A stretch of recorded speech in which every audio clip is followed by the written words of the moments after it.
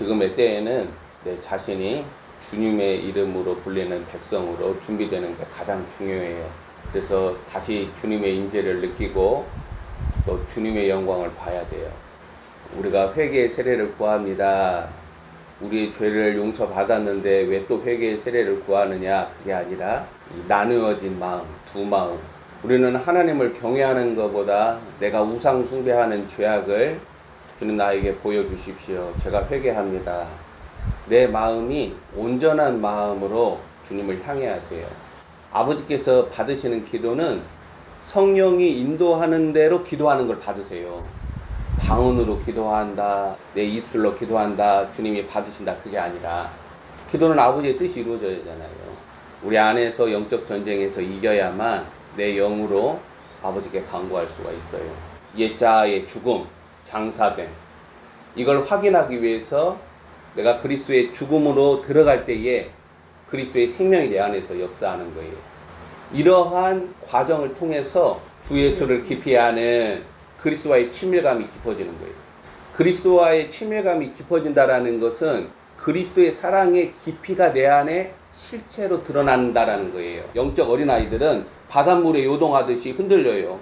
우리는 아버지께서 우리를 합당한 처소로 신부의 여정에 나아가는 자로서 주님이 빚으시는 것을 성령이 하시는 일을 이해를 해야 돼요.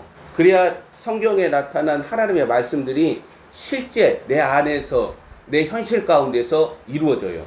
이 마지막 때는 이 성경에 기록된 하나님의 역사가 내 삶의 실제 가운데서 다시 확인이 돼요. 우리는 지금 그러한 때에 있어요. 내가 하나님과 독대하면서 내 자신을 드리는 것보다 무언가에 붙들려 있다면 그 우상 숭배를 하나님 앞에 회개해야 돼요. 내 저급하고 낮은 수준으로 주의 이름이 불리워지는 것을 주님은 참지 못하세요. 주님은 자신의 이름이 높임을 받으셔야 돼요. 그러니까 저의 증거도 그 높임을 받으셔야 할 주님의 이름을 저급하게, 단순하게 서기관들의 가르침처럼 가르친다고 그런다면 주님은 저를 심판하세요. 내 신앙도 마찬가지예요. 땅바닥에 떨어뜨린 그 자신의 이름의 존귀와 영광을 그냥 그대로 두지 않으세요. 우리 안에 우상 숭배를 회개해야 돼요. 자, 오늘은 마태복음 8장 9장을 볼 거예요. 자, 세계 경제 포럼의 2030 아젠다가 있어요. 이것은 큰 음녀 바벨론의 아젠다예요. 짐승의 아젠다예요. 이러한 짐승발 아젠다에 무관심하고 무반응하고 무지한 성도들과 목사들은 종이나 다름이 없어요. 노예나 다름이 없어요. 사람의 종에 불과하다라는 거예요.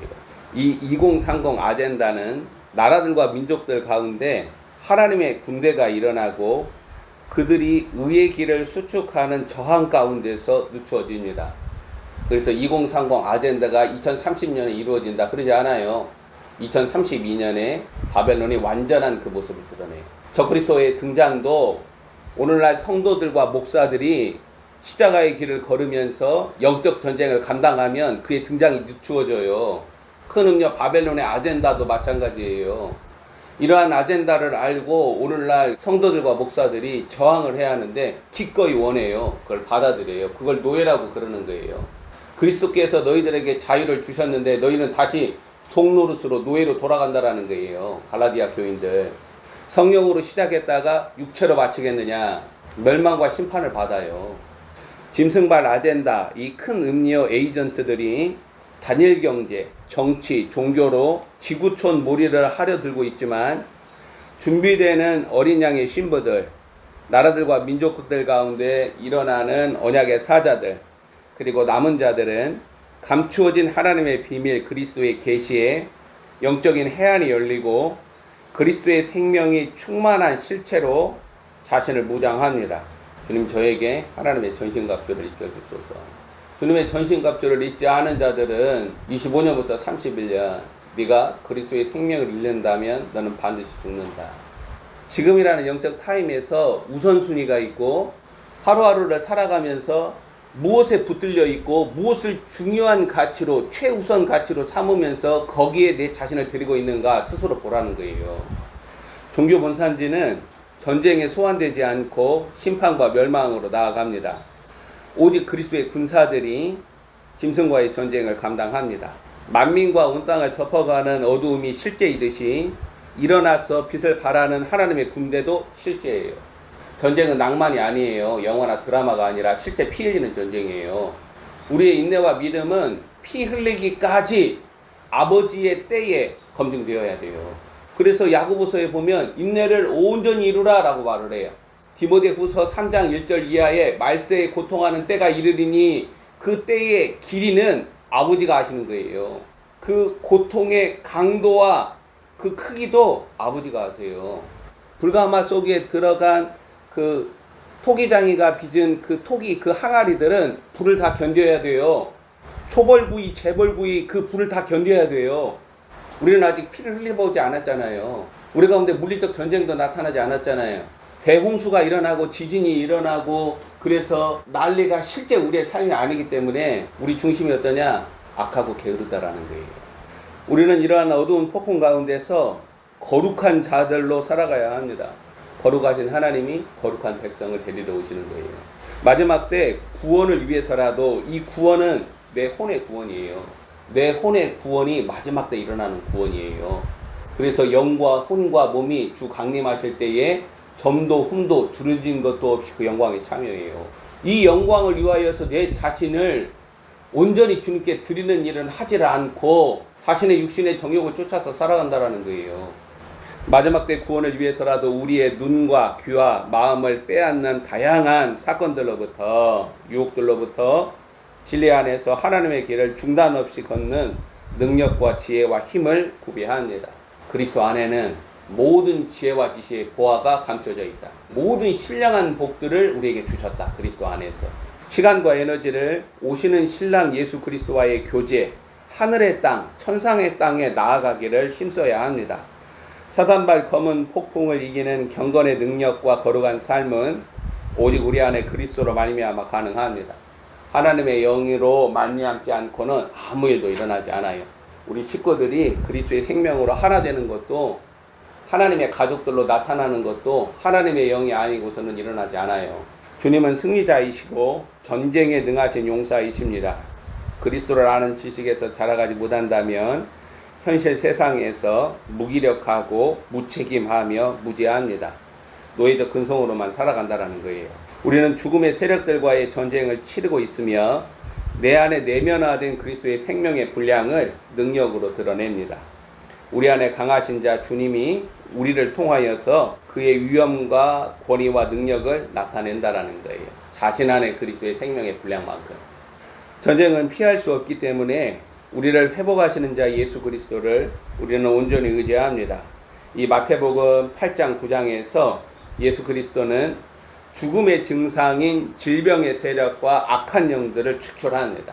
질병의 세력들과 악한 영들을 오늘날 버전으로 세계경제포럼 2030 아젠다, 큰 음녀 바벨론의 아젠다, 짐승의 아젠다예요. 더 강한 자, 권위와 생명의 능력이 예수 그리스도에게서 드러납니다. 아버지의 생명으로 살아가시는 예수 그리스도에게서 그리스도의 생명으로 살아가는 자들의 모습을 읽을 수 있습니다. 이것을 아들들이라고 말을 해요. 히브리서에서 보면 맏아들 예수 그리스도를 통하여서 그 예수 그리스도의 동선에서 아들들을 우리는 읽을 수가 있어요. 주가 하시는 일을 보고 주가 이르시는 말씀을 듣고 복종하는 자들에게 질병의 세력들과 악령들의 축출은 자연스럽게 나타난다라는 말이에요. 초자연적인 능력과 역사가 전례 없이 분출하는 이 마지막 때에 우리는 주님의 이름으로 불리는 백성들로 회복되어야 합니다. 주님의 이름으로 불리는 백성들 가운데는 주님의 영광이 다시 나타나고 주님의 임재를 느껴요. 주가 하시는 일을 보고 주가 이르시는 말씀을 듣고 하나님의 나라의 일들을 감당합니다. 주님의 임재와 영광, 주님의 온전한 증거와 이름이 우리 할렐루야 영광교회에 놓여야 합니다. 회복을 위하여서 우리는 한 마음과 한 뜻으로 주님을 영접하는 거예요. 주님은 자신을 나타내시기를 기뻐하세요. 우리 안에 하나님의 비밀 그리스도를 나타내시기를 아버지는 기뻐하세요. 아버지는 우리에게 말씀하시는 것을 기뻐하세요. 아버지는 자신이 하시는 일을 아들에게 다 보이시죠? 사람의 아들 인자 예수 그리스도께 다 보이시듯이 주님은 자신이 하시는 일을 자신의 아들들에게, 주님의 이름으로 불리는 백성들에게 다 드러내시기를 기뻐하세요. 근데 왜 내 눈은 감개워지고 내 귀는 닫혀지고 내 마음은 깨닫지 못하냐는 거예요. 우상 숭배하는 나의 마음을 주님께 회개해야 돼요. 우리 안에 우상이 척결되지 아니하고 하나님을 섬길 수 없어요. 하나님의 영광을 볼 수 없어요. 주님은 자신의 이름을 두신 합당한 처소, 이 그릇들을 통하여서 마지막 때 우메가 일들을 완전히 이루어 가십니다. 이렇게 그리스도가 일하시지 않음에도 그리스도의 이름을 사용하여 많은 일들을 행하는 죄악은 간과되지 않고 심판받습니다. 성도는 더 이상 자신의 경건을 드러내지 않고 자신 안에 거하시는 자 예수 그리스도를 만물 가운데 나타내는 그릇이에요. 나를 통하여서 그의 이름의 위엄과 그 생명의 능력을 그리스도가 드러내시는 거예요. 마귀를 이기는 것도, 질병을 치유하는 것도, 예수 그리스도께서 질병을 고치시고 마귀를 축출하시는 것은 아버지가 하시는 일을 보고 그대로 따라하는 거예요. 아버지가 인자 예수 그리스도 안에서 어떤 일을 하지 아니하실 때에 예수 그리스도는 아무 일도 하지 않으셨어요. 근데 우리는 그렇게 하지 못해요. 나에게서 능력이 나타나면은 주위에서나 자기 자아가 우리 자신을 가만두지 않아요. 예수 그리스도는 자신의 선한 의지를 쫓아서 스스로 자신의 일을 행한 적이 없어요. 그래서 우리는 주님이 나에게 이르시는 것을 내가 듣고 주님이 하시는 일을 보고 주의 일을 행하는 거예요. 그리스도의 몸을 통하여서 주님이 일하심으로 만물은 회복이 되고 주님의 영광은 충만하게 드러납니다. 질병의 세력들과 악령들을 무력화시키고 결박하는 능력은 내 안에 거하시는 그리스도의 권위에서 나옵니다. 권위는 주님이 인정하신 자 위에 두시는 거예요. 그리스도가 우리에게 주시는 선물과 성령의 은사는 하늘과 땅 차이예요. 주님은 자신이 인정하신 자들 위에 그 공동체 안에 자신의 이름을 두세요. 주께서 그의 이름을 두시는 처소로 할렐루야 영광교회가 준비되기를 원합니다. 저는 간구하는데 할렐루야 영광교회가 주님이 인정하시는 합당한 자들이어야 돼요. 그래야 이 마지막 때 용과 짐승과 그 거짓 선지자와 악령들을 축출하는 그 권위를 주님은 우리에게 허락하세요. 다른 방법으로 주님이 자신의 권위를 두지 않으세요. 자, 마태복음 8장 16절 17절. 저물매 사람들이 귀신 들린 자를 많이 데리고 예수께 오거늘 예수께서 말씀으로 귀신들을 쫓아내시고 병든 자들을 다 고치시니 이는 선지자 이사야를 통하여 하신 말씀에 우리의 연약한 것을 친히 담당하시고 병을 짊어지셨도다 함을 이루려 하심이더라. 아멘. 주님은 그 치유의 능력으로 우리의 영과 혼과 몸을 치유하세요. 제가 모두에 어떤 말씀을 드렸어요? 성경에 기록된 이 증거들이 마지막 때에 주님의 이름으로 불리는 백성들 가운데 실제 이루어져요. 실제 드러나요. 확인되어야 한다는 거예요. 주님의 증거가.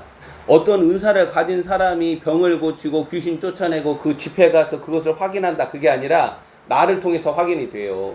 우리는 두뇌나 뇌관이나 우리의 호기관이나 혈액순환 전반계나 이 소화기관 장기나 우리의 피가 맑아지는 것, 우리의 눈과 마음이 맑아지는 것, 이 두뇌로부터 우리의 모든 몸이 강건하게 되는 것 오직 그리스도의 생명의 능력으로 치유의 능력으로 돼요.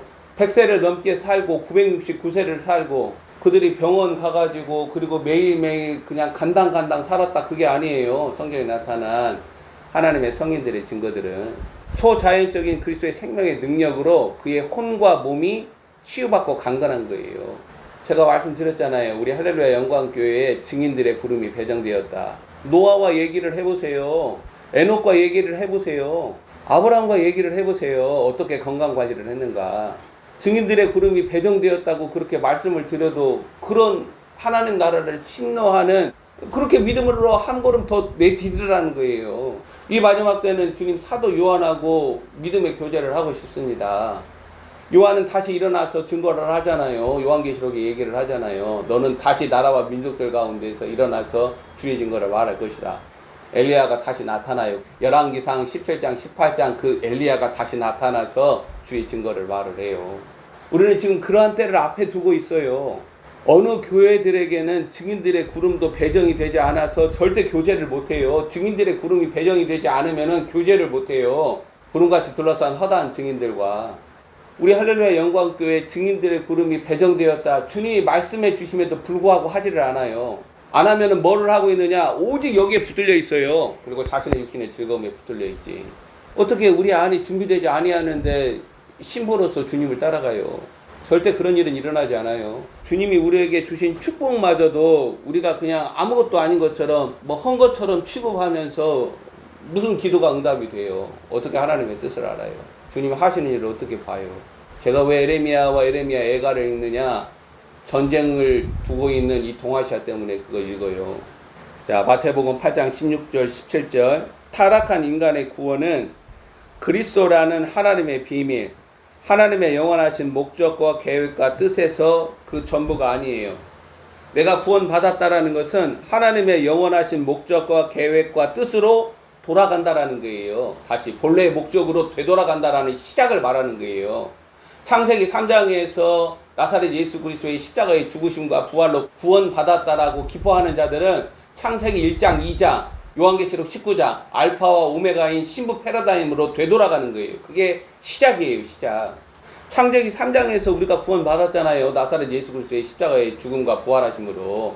그러면 창세기 2장 시작으로 다시 돌아가요. 시작으로. 내 안에 하나님의 본래적인 목적이 이루어져야 한다는 거예요. 그 본래적인 목적을 이루기 위하여서 네가 신부의 길을 걸어가기를 원하느냐? 아브라함의 종 엘리에셀이 이삭을 위한 신부를 마련하기 위하여서 그 먼 길을 떠나가지고 리브가에게 너는 나를 따라서 내 주인의 집으로 가겠느냐? 네가 선택하라는 거예요. 창세기 24장.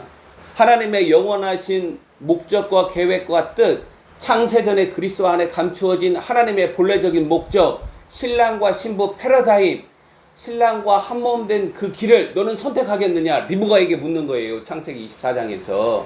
리브가가 기꺼이 나는 따라가겠습니다. 오늘 우리가 이걸 위하여서 신앙생활 하는 거예요. 받았다면서 뭐들을 이 땅에서 더 살아요. 죄만 짓지. 이 목적과 이 신부의 그 길을 걷기 위하여서 시험을 당하고 환난과 고통과 어려움과 고난을 기꺼이 감내하는 거예요. 다른 것이 아니라. 이런 것도 알지 못하고 이런 것도 원하지 않으면서 뭐들로 살아요. 짐승이 등장하면은 짐승의 표 666을 받아요. 심판받는다라는 말이에요. 이사갈 지파처럼 때의 비밀을 알아야죠. 알려줘도 듣고도 행하지 아니하면은 더 많이 맞는다. 우리는 완악함과 완고함을 회개를 해야 돼요. 구원적 사랑은 다시 본래적인 하나님의 목적과 의도로 돌아가는 길에 불과해요. 주님은 구원을 위해서 사람을 타락시키지 않아요. 죄악과 타락한 본성으로 말미암아 이 8장 16절 17절 이 질병의 세력들과 악령들을 포획하고 축출한다라는 것은 구원 사건이라는 징검다리를 통하여서 17절에 우리의 연약한 것을 친히 담당하시고 병을 짊어지시는 이 그리스도를 경험하게 함으로써 본격적으로 하나님의 비밀 그리스도를 아는, 그리스도를 따르는 발전된 단계로 나아가게 한다는 거예요. 주님은 우리를 구원하셔서 창세기 2장에 나타나는 하나님의 본래적인 목적으로 돌아가라. 여기서부터 우리는 함께 시작한다. 너는 나를 따르겠느냐? 그렇게 말씀하시는 거예요. 창세전에 감추어진 하나님의 비밀 그리스도를 알아가는 일이 경건이에요. 여기 모여서 예배드리고 기도하고 성경 말씀 받고 봉사하고 그건 기독교 율법이에요. 경건이 아니라. 신랑을 따라가는 게 경건이라는 거예요. 어린 양이 어디로 인도하든지 따르는 게 이 마지막 때 신부의 경건이에요. 그건 우리가 선택하는 거예요. 그걸 선택을 할 때 우리는 대가 지불을 해야 돼요. 그 대가 지불이 뭐냐? 주님의 짐을 지는 거예요. 하나님의 비밀 그리스도를 알아가는 것이 믿음이 자라난다라는 말이고 하나님의 목적과 계획과 뜻으로 살아간다라는 말입니다. 그래서 이 그리스도를 경험을 했죠. 22절 봐보세요. 예수께서 이르시되 죽은 자들이 그들의 죽은 자들을 장사하게 하고 너는 나를 따르라 하시니라. 주님이 너는 나를 따르라 라고 말씀하실 때 내 선택이에요. 주님이 반드시 이 음성으로 우리에게 말씀하세요. 찾아오세요. 저에게 제일 먼저 말씀하셨던 것이 너는 나를 따르라예요. 반드시 이 순서가 일어나요. 내가 이 마지막 때 주님께 내 마음을 드리고 주님 앞에서 합당한 경건 생활을 하려고 주님 앞에 기도로 침잠하면 주님은 너는 나를 따르라 말씀하세요. 16절 17절을 경험을 하잖아요. 22절에 너는 나를 따르라 이 명령이 들린다라는 거예요. 놀라운 구원 사건과 같은 질병 치유와 귀신 축출이 하나님의 아들 그리스도가 이 땅에 성육신 하셔서 오신 목적이 아니에요. 그리스도의 사랑은 구원받은 자들로 하여금 본격적으로 그리스도를 따르도록 이끕니다. 마태복음 8장 23절 말씀 보세요. 22절에 너는 나를 따르라. 23절 배에 오르심에 제자들이 따르는 거예요. 오직 그리스도를 따르는 자들에게서 그리스도의 비밀이 드러나는데 이 사건이 8장 23절 이하에 나타나는 성난 바람과 폭풍우 치는 바다를 명하여 잔잔케 하시는 사건에서 발생이 돼요. 26절 하반절 한번 봐보세요. 예수께서 이르시되 어찌하여 무서워하느냐 믿음이 작은 자들아 하시고 곧 일어나사 바람과 바다를 꾸짖으시니 아주 잔잔하게 되거늘 그 사람들이 놀랍게 여겨 이르되 이가 어떠한 사람이기에 바람과 바다도 순종하는가 하더라. 사울은 하나님의 백성들을 죽였어요. 다메섹 도상에서 사울에게 예수 그리스도가 나타났다라는 것은 바울에게 마지막으로 기회를 주는 거예요. 너는 나를 따를 것인가 아니면 죽을 것인가. 다메섹 도상에서 사울이 예수 그리스도를 만나고 제일 먼저 한 말이 뭐예요? 주님은 누구이십니까? 너는 나를 따르라 라고 말씀하시고 그 말씀에 순종해서 따르면은 우리는 그리스도가 누구이신가를 알게 되고 주님은 누구이십니까? 라고 본능적으로 묻는다라는 거예요. 내 입에서 주님은 누구이십니까? 내가 기도를 드리고 나를 구원하시고 나와 함께 하시는 주님은 누구이십니까? 주님을 더 알고자 하는 열망의 내 안에 그리스도의 생명이 자라남으로써 비례해서 커지는 거예요. 빌립보서에서 보면은 사도 바울이 빌립보서 3장에 뭐라고 말해요? 나는 그리스도를 알기를 원합니다라고 말을 해요. 옥중서신을 쓰고 있는 그 사도가 오직 하나의 열망은 뭐냐? 그리스도를 알기를 원한다는 거예요. 바울이 그리스도를 알잖아요. 그래도 사랑의 깊이와 너비와 노비와 길이를 알고자 그리스도를 알기를 원한다는 거예요. 그리스도께 사로잡히기를 원한다는 거예요. 주님이 누구이십니까? 알기를 원합니다. 이 기도는 점차 어떻게 발전하냐면은 주님, 저는 주님의 처소가 되고 싶습니다. 주님 제 안에 거하소서. 이렇게 기도가 발전돼요. 누군가가 기도를 하니까 따라서 기도하는 것이 내 안에 영적인 질서와 영적인 실체가 이루어짐으로 기도 언어가 바뀌어지는 거예요. 주님을 알아야죠. 알다 보니까 그를 사랑하잖아요. 그러니까 자기 자신을 주님께 전부 드리기를 원하는 거예요. 하나님의 처소로 자신이 발견되기를 원하기 때문에 주님 저를 처소 삼아서 주님 거하십시오. 저는 하나님의 처소가 되고 싶습니다. 그렇게 기도 언어가 바뀌어지는 거예요. 하나님을 아는 지식의 분량에 따라서 우리 안에 우리가 하나님의 처소로서 내면적으로 영적으로 영원히 그 실체가 이루어지는 거예요. 성령님은 이 일을 하고 계세요. 우리는 그것을 봐야 되고 그것을 이해해야 돼요. 주님을 온 마음으로 따르는 자들이 주님을 알아가게 됩니다. 진실로 두려움이나 경외나 사랑과 헌신이 무엇인지를 배워가는 거예요.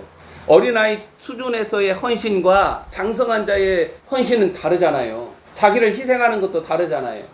우리는 부모를 섬길 때에 내가 내 안에 그리스도의 형상이 이루어지는 것만큼 부모를 섬기는 그 모양과 내용과 결과 자태는 전혀 달라요.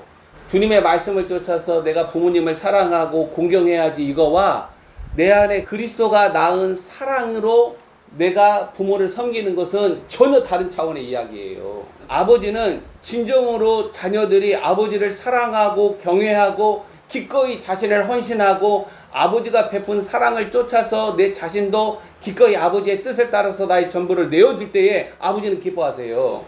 그게 누구였느냐? 예수 그리스도라는 거예요. 이 마지막 때 그 그리스도 안에서 삼위일체 하나님은 아들들, 로마서 8장에 나타나는 아들들, sonship이라고 그래요. 아들들을 기대하시는 거예요. 그 아들들을 양육하시는 거예요. 그 아들들을 만물 가운데 내어놓으시는 거예요. 때가 참에 아버지의 때에. 마지막 때 종교 본산지는 하나님의 비밀 그리스도를 알지 못하기 때문에 두려움과 놀람과 경외함이 일어나지 않아요. 이것은 지상교회들과 성도들, 목사들은 말할 필요도 없이 그리스도를 따르지 않는다는 증거입니다. 그리스도를 알지 못하는 자들은 그의 권위가 놓이지 않는 자들은 마지막 때 무저갱에서 올라오는 악한 영들과의 전쟁을 전혀 수행하지 못합니다. 무저갱에서 악령들이 올라오는데 이 악령들은 노아의 때에 역사했던 악령들이에요. 요한계시록 보세요. 이들은 자기가 이 땅에 올라오는 때를 알아요. 5달 동안 사람 속에 들어가서 고통스럽게 해요. 우리는 지금 이러한 현실을 눈앞에 두고 있어요. 오직 주님이 나에게 두신, 우리 할렐루야 영광교회에 두신 권위로 그들을 물리치는 거예요. 자, 8장 28절 이하에 한번 봅시다. 귀신 들린 2사람을 고치시다, 이 내용이 나타나는데, 가다라 지방에서 만난 악한 영들의 포획된 2사람으로부터 그리스도는 하나님의 아들로 나타납니다. 자, 우리가 27절에 바람과 바다를 꾸짖어 잔잔하게 하시는 이가 누구인가, 그 제자들이 이가 어떠한 사람인가 이렇게 의구심을 드러내죠. 그 그리스도의 정체가 29절에 나타나요. 이에 그들이 소리 질러 이르되 하나님의 아들이여 우리가 당신과 무슨 상관이 있나이까, 때가 이르기 전에 우리를 괴롭게 하려고 여기 오셨나이까 하더니, 이 악령들이 하나님의 아들이시다라고 그리스도의 비밀을 폭로하잖아요. 27절에서는 과연 이 사람이 누구인가, 담에석 도상에서 사울이 제일 먼저 주님은 누구이십니까? 따르는 제자들에게 사람의 아들 예수 그리스도는 하나님의 아들이시다라는 거예요. 그래서 베드로가 엎드려서 주여 나를 떠나소서 나는 죄인입니다. 우리는 그리스도를 경험해야 진정으로 자신의 죄악을 주님 앞에 회개를 해요. 그래서 구원받아요. 이 기독교 종교 율법 여기에서 30년, 40년, 50년을 한다 하더라도 구원받는 게 아니에요. 내가 진정으로 그리스도를 알 때에 나는 주님 앞에 엎드려서 회개하면서 주님은 나의 주님이십니다, 나의 구원자이십니다 고백하면서 구원받는 거예요. 보이지 아니하는 영의 세계에서 예수 그리스도는 이 사람의 아들, 인자는 하나님의 아들이시고 창조주이시다라는 사실이 숨겨지지 않아요. 마찬가지로 성령님으로 말미암아 성도 안에 계시되는 그리스도의 비밀은 감추어지지 않고 그 숨겨진 영적 세계를 내 안에 밝히 드러내는 거예요. 꿈에서 보고 듣는 게 아니라 내 정신이 말짱말짱 살아있는 이 활동하는 시간 가운데서 주님이 하시는 일을 보고 주님이 이르시는 말씀을 들어요. 왜 꿈에서 보고 듣는데 왜 현실 가운데서는 보고 듣는다라고 생각을 못해요? 얼마든지 보고 듣는데. 자, 마태복음 9장 중풍병자 치유 사건이 나타나요. 이 중풍병자 치유 사건에서 사람의 아들 예수 그리스도는 죄를 사하는 권능을 나타냅니다. 우리가 그리스도를 경험함으로 하나님을 아는 거예요. 내가 그리스도를 경험함으로 하나님을 알고 있는가, 아니면 이렇게 설교를 통해서 가르침을 통하여서 지식으로 알고 있는 것을 통해서 그리스도를 알고 있는가, 그걸 스스로 분별해 봐요. 공부해서 알고 있는 이것은 아무런 소용이 없어요. 수만, 수천, 수백만 권의 책을 읽는다 해도 아무 소용이 없어요. AI급이라도 아무 소용이 없어요. 그리스도는 오직 내 영이 경험함으로 알아요. 그리스도를 경험함으로 하나님을 알지 못하기 때문에 예배가 지겨워요. 성경을 읽는 게 지겨워요. 기도하는 게 지겨워요. 오직 육신의 정욕, 안목의 정욕, 이 생의 자랑을 쫓아서 살아가요. 그걸 예언자들이 내내 우상 숭배하지 말아라, 전심으로 아버지께로 돌아오라, 너의 마음을 아버지께로 돌이켜라, 그렇게 계속 얘기를 한 거예요. 유대교 신학을 담당하는 서기관들은 이러한 사실을 인정하지 않으므로 그들의 무지와 완악함을 드러냅니다. 9장 보세요. 3절 작은 자야 안심하라 내 죄사함을 받았다. 3절에 어떤 서기관들이 속으로 신성을 못 오간다. 이 서기관들은 주님을 따르지 않아요. 주님을 따르지 않는데도 여호와 하나님을 경외하는 자들이에요. 이게 말이 돼요? 하나님의 아들이신 예수 그리스도를 알지 못해요. 왜? 주님을 따르지 않으니까. 하나님을 예배한다고 그래서 아니에요. 신앙의 핵심은 주님이 말씀하셨어요. 너는 나를 따르라. 따르다예요. 따르다. 주님을 따르다가 신앙의 핵심이에요. 기독교 신앙의 핵심을 지금 마귀는 종교 본산지를 통해서 앉아서 예배하자 이걸로 바꾸는 거예요. 그러니까 저항도 없고 오직 노예와 종처럼 순응하는 거예요. 환관과 내시처럼 고분고분해요. 서기관들이 인정하지 않죠. 그들의 무지와 완악함을 드러냅니다. 오늘날 신학이나 교리는 그리스도의 비밀을 드러내기보다는 어리석음과 무지만 드러내요. 신학은 사람을 살리지 못해요. 그런데도 성도들은 박사학위를 받은 사람을 담임 목사로 앉혀요. 이들은 그 웅덩이에서 허우적거리다가 결국 죄의 종으로 멸망에 이릅니다. 요한복음에서 예수님이 경고하신 거예요. 너희들이 나를 알지 못하면은 나를 찾다가 죄 가운데에서 죽으리라. 죄를 사하는 사죄대권을 행사하시는 예수 그리스도는 9장 9절에 보세요. 다시 마태를 부르는 사건으로 다시 나를 따르라고 명령하시는 거예요. 그리스도를 경험할 때마다 그리스도를 따르는 것이 온전함으로 나타난다는 거예요. 30배 믿음의 분량을 가지고 있는 사람이 그리스도를 알수록 60배, 100배로 온전하게 주님을 따른다는 거예요. 10대, 20대 주님을 따랐던 자들이 그리스도를 알아갈수록 50대, 60대, 70대, 80대 온전하게 주님을 따르면서 헌신한다는 거예요. 근데 우리는 이게 역전현상이 일어나요. 10대, 20대 뜨거웠다가 40대 뜨거웠다가 70대, 80대 되면은 전부 다 식어버리고 꺼져버려요. 육체로 다시 돌아가요. 내가 주님을 날마다의 삶 가운데서 내 영과 혼과 몸이 온전하게 따르고 있는가, 이걸 스스로 들여다봐야죠. 다시 주님을 따르라고 말씀을 하잖아요. 자, 8장 보세요. 질병 고쳐주죠. 주님이 너는 나를 따르라.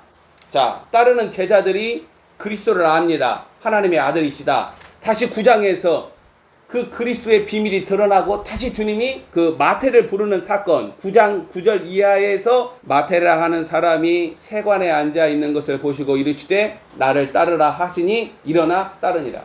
자, 13절 말씀을 읽어봐요. 너희는 가서 내가 긍휼을 원하고 제사를 원하지 아니하노라 하신 뜻이 무엇인지 배우라. 나는 의인을 부르러 온 것이 아니고 죄인을 부르러 왔노라 하시니라. 13절을 보면 예수 그리스도는 나는 긍휼을 원하고 제사를 원하지 아니한다라는 뜻을 알기를 요청을 하고 의인을 부르러 온 것이 아니라 죄인을 부르러 오셨다라고 얘기하는데, 왜 이렇게 말씀하세요? 주님 앞에 의인이 아무도 없기 때문에 그러는 거예요. 그러나 이제는 주님이 죄인을 부르러 오시지 않아요. 심판하러 오시지. 죄인과 악인들을 주님이 심판하세요. 주님은 자신의 신부를 데려오시기 위해서 오시는 거예요. 이 아담 아래 갇혀서 하나님의 본래적인 목적과 의도와 계획을 비껴나간 죄인들이기 때문에 이들을 다시 하나님의 본래적인 목적과 계획으로 회복하고자 예수 그리스도가 나는 의인을 부르러 온 것이 아니요 죄인을 부르러 왔다 하며 이 땅에 오신 거예요. 그때에 하나님의 목적과 의도를 읽어내라는 거예요. 지금은 오메가 때이잖아요. 이 오메가 때 하나님의 목적과 계획과 뜻을 나는 읽어내는가? 그 신령한 지혜와 총명이 내 안에서 그리스도의 생명으로 말미암아 자라나는가? 이걸 믿음의 성장이라고 말을 하는 거예요. 이걸 준비되었다. 하나님께 온전한 마음으로 헌신한다라는 말이에요. 골로새서 1장 9절에서 12절 우리 3번 설교했잖아요. 바울은 그때에 맞는 기도를 골로새 성도들에게 가르치고 우리들에게 가르치고 있는 거예요. 저는 끊임없이 그리스도께로 이끌 수는 있어요. 그러나 결국 자신이 선택을 해야 돼요. 자신이 물을 떠 먹어야 돼요. 자신이 하나님이 주신 유일한 생명의 떡 그리스도를 먹고 마시겠습니다. 자신이 주님 앞에 입을 열어서 기도를 해야 돼요. 9장 14절 이하에 보세요. 금식 논쟁이 나타나죠. 헤레 요한의 제자들과 금식 논쟁을 통하여서 나사렛 예수 그리스도의 동선으로 주님을 따르는 자들은 바른 경건과 거룩한 삶을 유지하라고 말씀합니다. 자, 14절에 세례 요한의 제자들이 예수께 나와서 우리와 바리새인들은 금식하는데 지금은 금식해야 할 때입니다. 지금이 어느 때인지 아십니까? 왜 당신과 당신의 제자들은 금식하지 않습니까? 당신이 하나님의 때를 알지 못하고 하나님께로 온 사람이라고 말합니까? 그렇게 비난하는 거예요. 그러니까 15절에 읽어봅니다. 시작.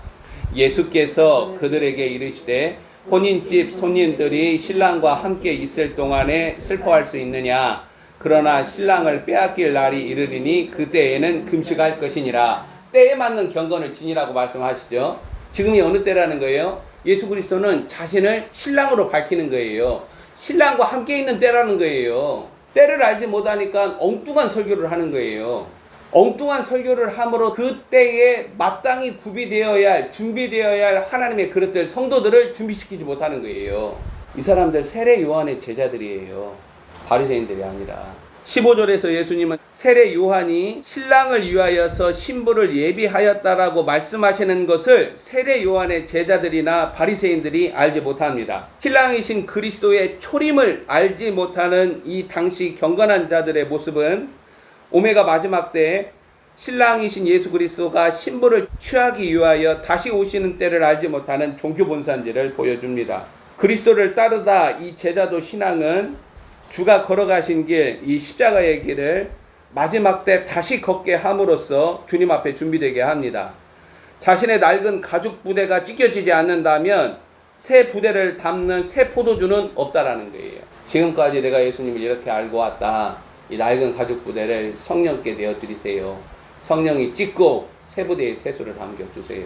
세례 요한의 제자들은 자신의 낡은 가죽 부대를 찢어야 돼요. 그래야 예수 그리스도를 받아들이죠. 이들은 바리새인들과 서기관들보다는 세례 요한을 통해 증거되어지는 하나님의 메시지를 듣고 준비되려고 하는 자들이잖아요. 그런데도 예수 그리스도를 알지 못해요. 그 낡은 가죽 부대를 찢어야죠. 신학교에서 배웠던 거 찢어야죠. 나는 30년 40년 내가 신앙생활 해보니까 이런 것이다. 그걸 찢어야죠. 왜? 그리스도를 더 깊이 알지 못하는 거예요. 그리스도라는 새술이 채워지지 않아요. 내 안에 그리스도라는 새술이 채워지고 있는가? 사도 바울이 말하잖아요. 측량할 수 없는 그리스도의 은혜라고 말을 해요.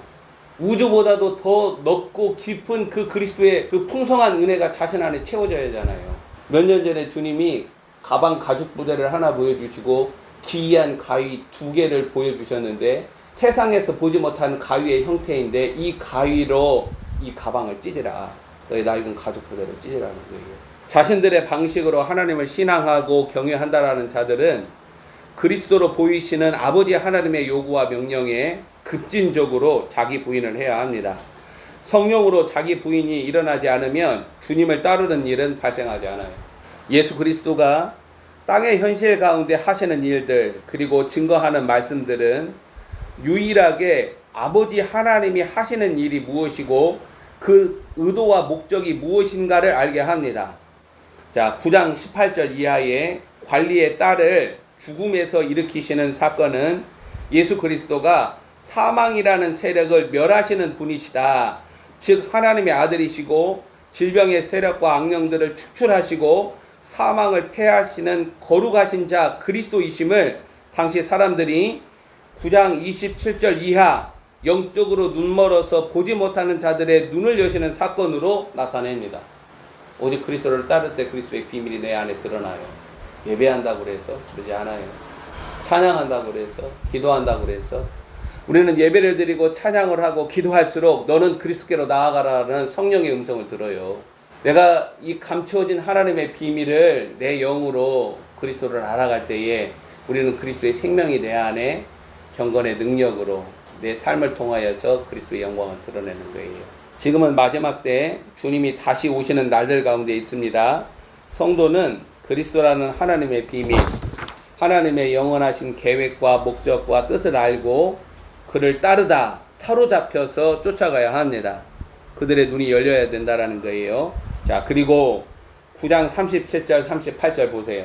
이에 제자들에게 이르시되 추수할 것은 많되 일꾼이 적으니 그러므로 추수하는 주인에게 청하여 추수할 일꾼들을 보내주소서 하라 하시니라. 아멘. 자, 8장 23절에 배에 오르심에 제자들이 따르죠. 이 긴 여정 가운데서 마지막 37절 38절에 뭐가 나타나요? 추수가 나타나요. 제자들에게 추수의 때가 나타나고 추수를 아는 거예요.